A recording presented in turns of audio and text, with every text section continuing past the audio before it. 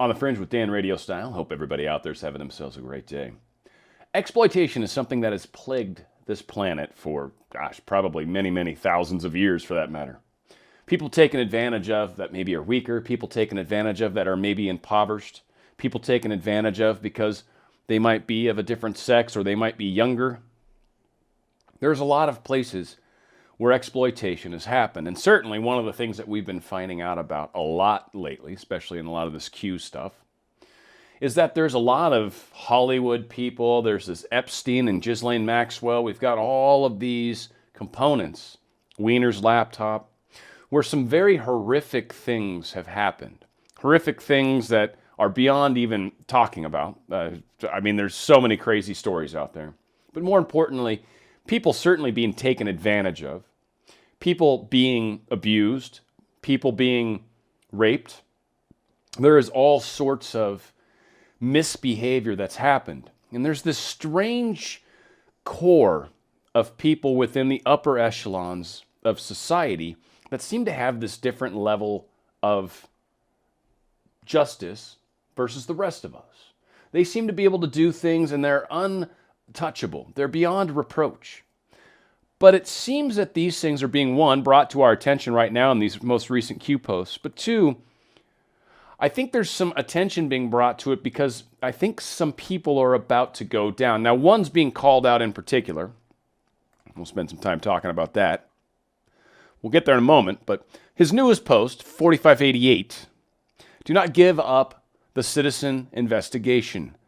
Public awareness is important. This is how they bypass controlled topics, right? This is how we get around if you just do certain videos or say certain key phrases or certain things, you can sometimes get your shadow blocking to occur. So this is kind of one of the things they're doing to try to play with this. Q's aware of this. He knows certain topics. The second they blast one, that a lot of times their instantly filters go in all the different media streams that are out there, all the different social media streams. And so he knows that there's a little bit of a test there, but I think they're also paying attention to that. So it gets a little deeper. I think there's multi-facets to it, but I don't want to get too far off the main topic. The general public is steered by the mainstream media, or MSDNC as they like to call it, which is pretty funny. But it's like a dog steering sheep. That's really all it is, right? They just have these opinions, and as they throw opinions out there, most of the sheep are like, yeah, everyone's bad, you're a racist, orange man bad. And then there's this group of others that are asking questions, that are waking up, that are saying this isn't right. Now, I'll admit, there's some sheeple out there as well that I think Fox News steers a little bit sometimes, where it's like, oh, Democrats bad, Democrats bad. Again, divided, we fail. So Fox media is just as guilty as any of the other medias. I've said it numerous times. Mainstream media is crap. So this is the thing that they do. They hurt us. So it's dangerous how these things play out if we're not paying attention. Now, what they're really calling out, and this blew my mind. This absolutely blew my mind. I'll never see this story the same. Never was a huge Pinocchio fan, but you obviously had Pinocchio, and then he was the puppet, right? Now, the 2 pages they share here are just wrong. And knowing what we know now, knowing the way some of these abuses have occurred, knowing the stuff that's come out at Epstein, knowing the stuff with Wiener's laptop, let's read a couple pages from this wonderful children's book. Meanwhile, Honest John and Gideon were in a tavern. A fat coachman was there too. Honest John bragged about how much money Stromboli had paid them for Pinocchio. I pay even more for small boys, said the coachman. He showed them a sack full of gold. The coachman told Honest John his scheme. He brought boys to a place called Pleasure Island. He said no boys ever return, at least not as boys. Honest John decided to catch more small boys. Just then, Pinocchio and I were racing home to Geppetto. I ran very fast. I didn't see Honest John stop Pinocchio until it was too late. Pleasure Island makes me think of Fantasy Island, which was a show back in the 70s. Kind of messed up. And then we have Epstein Island. So apparently all along we've always had these islands where you could go and get away from things. So Pleasure Island pointed straight out in Pinocchio. A man's buying boys. A little disturbing. I never saw it that way. But really, when you start to look at some of the crazy stuff from Disney and all these children's stories, you start to see a lot of the embedded programming that they put in there. And it's really kind of a trip. Post 4589, reposting 4565, not too long ago, but that was before the darkness of 14 days or whatever. Possible Epstein was a puppet, not the main persons of interest. Or was he? Of course he wasn't. Financed by who or what is the big question. F in brackets means foreign entities. So who is it? Now, Soros is the easy one, but I think Soros, again, is not quite the main players. And are we getting up to the Rothschilds? I don't know. My guess is the true puppet string holders are names that we probably don't know, are names that have been buried and wiped from history, are names that you probably can't find much of online. That's my guess. But I think they have last names that we can deal with. But a lot of the fingers of the hand of these people, if you will, Ghislaine Maxwell, Epstein, probably Prince Andrew, but I don't know. He seemed more like an enjoyer of it, if you will. But anyway, primary gathering blackmail on elected politicians, dignitaries, royalty, Hollywood influencers, Wall Street, everything under the sun. Now, of course, Mossad's been pulled into this as possible contributor, especially with all these explosions happening in Iran right now, which is interesting. There's a lot of really weird stuff going on in the world right now. A lot of it does seem very patriot-focused. Some of it seems just straight weird, and we're going to bring up some stories that they share today, and I'm wondering if there's some tie-ins to the past, and maybe this is a little bit of dealing with that. But again, blackmail. This is why they had all this stuff. Anybody that was anybody probably had been to the island. And when they go to the island, underage people get involved with them. So they're either, no matter what side of the fence they're on sexually, they're going to end up with somebody that is going to, basically fulfill their needs, but is going to be underage. There's going to be cameras, pictures taken of them. And if they do anything else that's even worse, there'll be pictures of that as well. So they're now blackmailed forever. You broke the law, you can go to prison, so you're going to do as we say. You're going to play the game as the way we'd like you to. Now, if you do that, you're going to be a millionaire. You'll have great parts in great movies. You'll live over here in this mansion, or you'll be the CEO of this huge company, and we'll pay you a ridiculous amount of money. All you got to do is just play the game and make sure you do what we need you to do. So, how do you keep these people under your control? Well, you get something that's very addictive. So there's questions whether or not that might have been adrenochrome. Who knows? That might have been something that was popular there. Maybe it was just other drugs and cocaine and everything else under the sun. There's all sorts of crazy addictive drugs out there. But I think really what they did is they whet the appetite of people's crazy sexual addictions.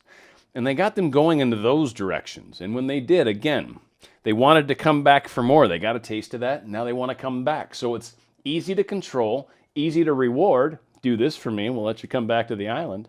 So again, it was a way that they were able to control people.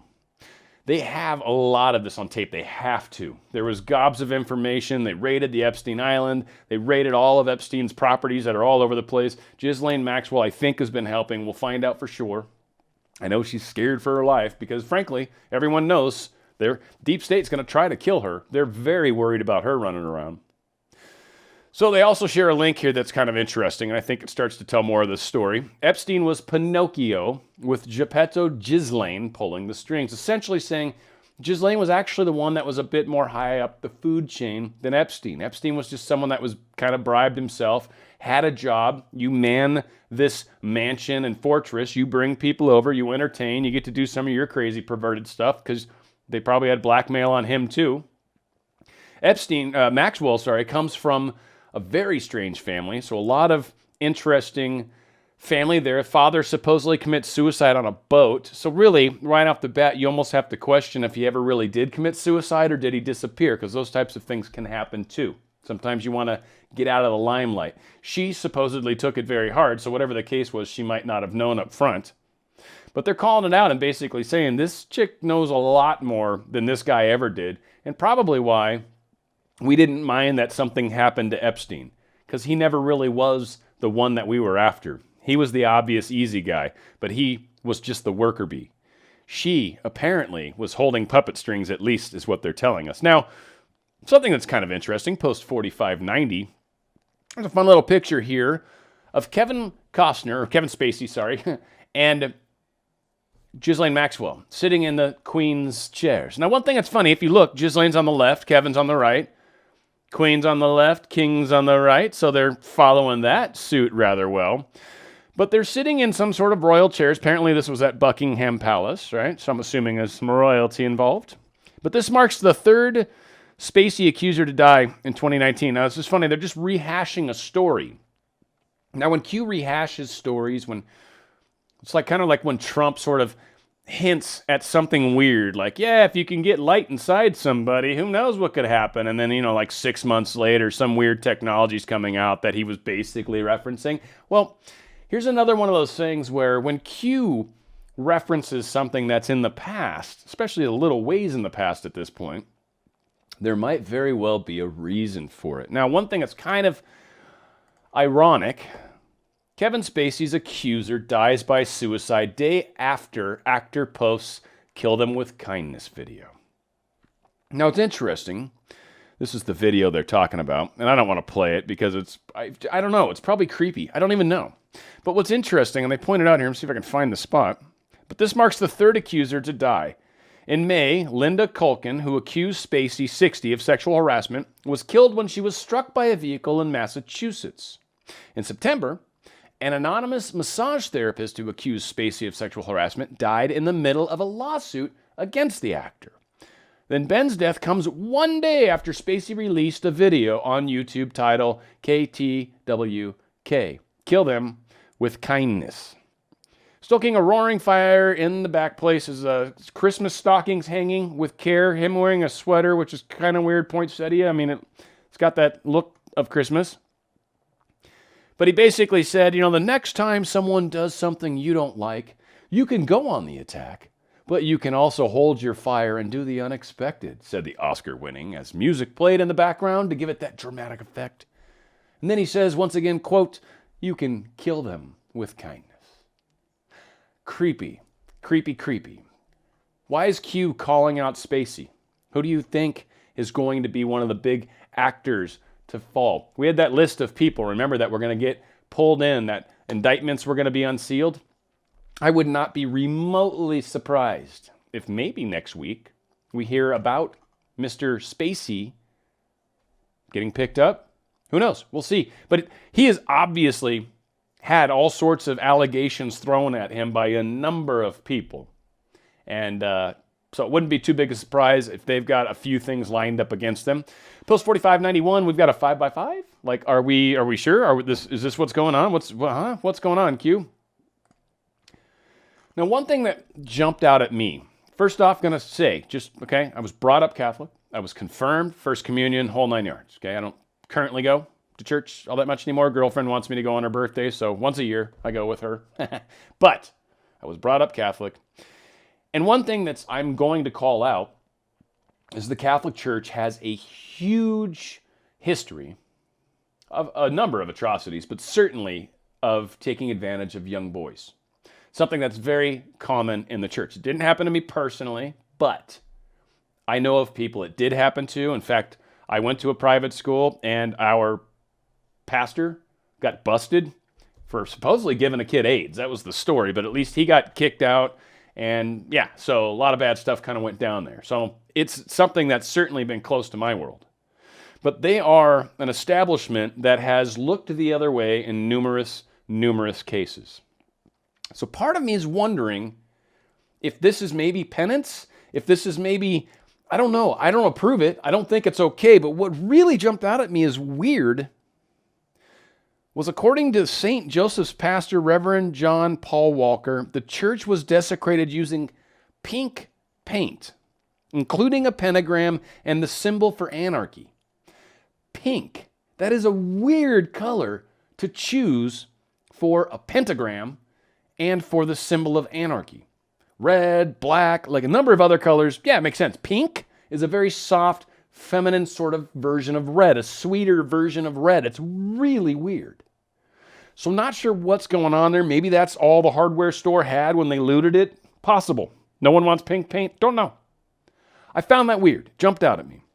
But that being said, there's been a number of situations where Statues of Christ have been decapitated. I mean, it's horrible. Again, I'm not saying I approve of this by any means. This is horrible. I'm wondering if because of the past sins of this church, that this somehow pays into it. I don't know, but Q is sharing this as like something messed up. We obviously have a lot of churches being attacked in France right now.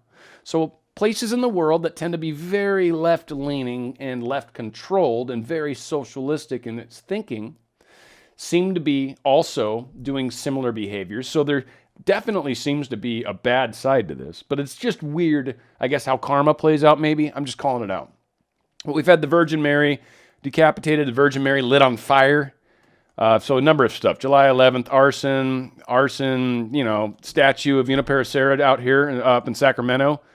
Uniparicera down in Los Angeles. They really don't like Uniparicera, do they? In fact, there's a street not too far from where I'm at called Uniparicera. So they're going to have to burn that down too. It's a pretty decent sized street. But yeah, a lot of problems going on with the Catholic Church right now. So angry people flooding everywhere, trying to attack the history and past of our world. And I guess in the hopes of erasing it? I don't know, it's hard to say. But yeah, crazy is happening all around. It's being called out because I think some stuff's being wrestled in. There is going to be a big announcement with Bill Barr and Trump on Monday, and it has to do with crime and these things that are happening in some of our major cities, Portland and some of these other places. So we'll see what comes from that. Maybe this is kind of leading up to it. Post 4592, when was the last time you witnessed a D-party leader being patriotic? Seriously, exhibiting national pride, love of country. I'm just thinking of like all the State of the Unions where all the Democrats sat down anytime anything patriotic happened. But you never see them. Everything is against the flag, against our founding fathers, again. We got to change the Constitution. We got to remove, we got to get rid of, we got to defund, all these weird things. When was the last time you witnessed a D-party leader speak out against the riots? Seriously. Like if you pin them on it, well, yeah, violence is bad, but, and then they spin the conversation off into this other direction about how this is justified. There's no yeah, buts when it comes to violence. Violence begets violence. Violence no bueno. Stop the violence, right? We can talk, come to the table and discuss, but if you're going to come to the table and punch me in the face, you leave me no other option than to retaliate. And that is what they want. Of course, divided, they stand stronger. When we unite and realize what they're doing and stop it from that standpoint, almost create more of a barrier, if you will. Rather than trying to fight back, preemptively fight, none of that's needed. This is happening and it's being put, they're stopping it. They've had to let people see this. They had to let people see what was happening in our own country, in the United States, for those of you that grew up in this country like me. This is just beyond crazy. I cannot believe this is what is happening in our country. It's outrageous. So, of course, we've got the MSDNC projecting peaceful protests. They keep talking about it like it's peaceful. It's peaceful. It's peaceful. They have that one video of the newscaster that's like, well, during this peaceful protest, everything outside, and it's like burning behind him. It's like a fire up in the air. I mean, really? You call that peaceful? That certainly does not look like a few pallets in the street doing a bonfire and people, dancing around it, roasting marshmallows. It's got a little bit more of a sinister feel to it.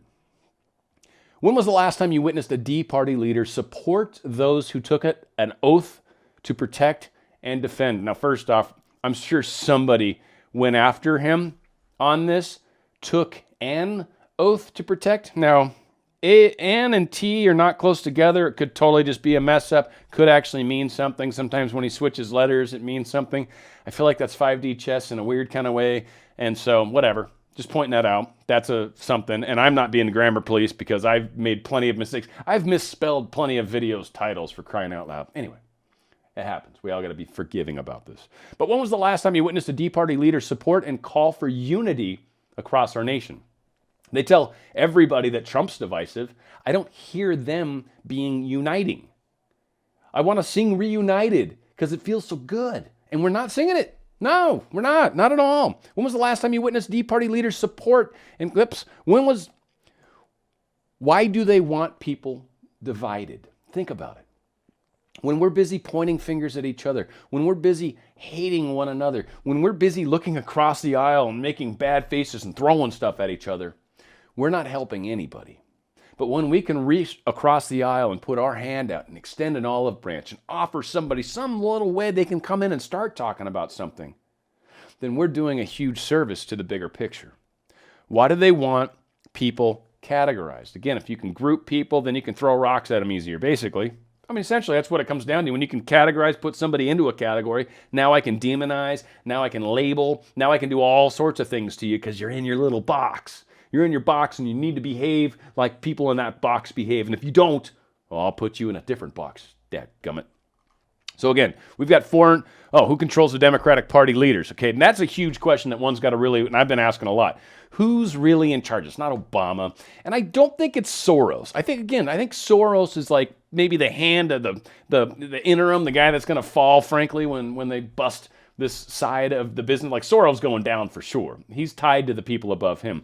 Who's really holding the puppet strings? And yeah, it's for him. Now, China, as far as a country, I think a lot of these people are over there right now. But you got Davos, Switzerland, isn't that where that's at? You got all that stuff out there. You've got the Rothschilds that have these giant estates that they've had for a gazillion years.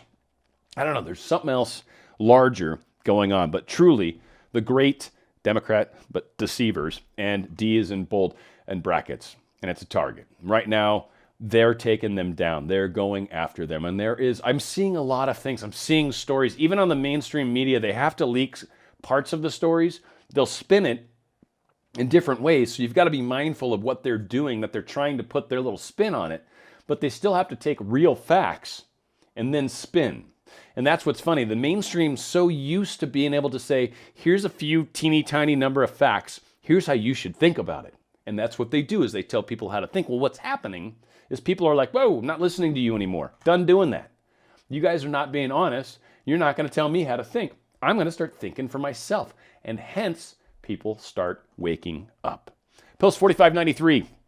Got another Twitter post that's pretty awesome. When the news is no longer trustworthy, it is up to each of us to use discernment. Have faith and trust in yourselves. Unity, not division. Where we go one, we go all. We have to remember that. We have to support one another. This is super important that we, the people that are waking up, realize the way to get us back to a better place. Now, this one's just most importantly going to be around the audio. It doesn't really matter the video. They're out in Nuremberg, or I think I'm saying that wrong maybe, but it's out in Germany. Let's say it the easy way. I don't even know what the heck that word is. That's probably why it made me think of Nuremberg. But it's a pretty cool little thing that they're, again, big giant crowd. They're saying 3,000 to 4,000 people. Check out what they're saying.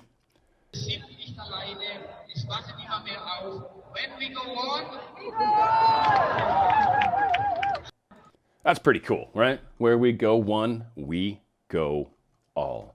Got a lot coming together. A lot's going to be coming out next week. Again, Monday, I think Bill Barr and Trump coming out with what they're coming out with. It's going to be a big deal. And the fact that the police union's basically supporting Trump now after supporting Obama for the last two cycles, it's pretty impressive where we're at this moment. We'll do a quick refresh, make sure we got nothing new, and we don't. So this is where we're at this moment. There's a lot going on. Again, be cool to one another. That's the most important thing. Be prepared for what they're doing. The election is everything. Everything's around the election. Everything's going to miraculously get better shortly after the election. I think initially there's going to be a lot of shock and surprise, but once that passes and once that's stomped out, if you will, then we start to move forward towards the next big step. And we'll see where that is, and we'll certainly be a part of that discussion as that's happening. It's on the Fringe with Dan Radio Style.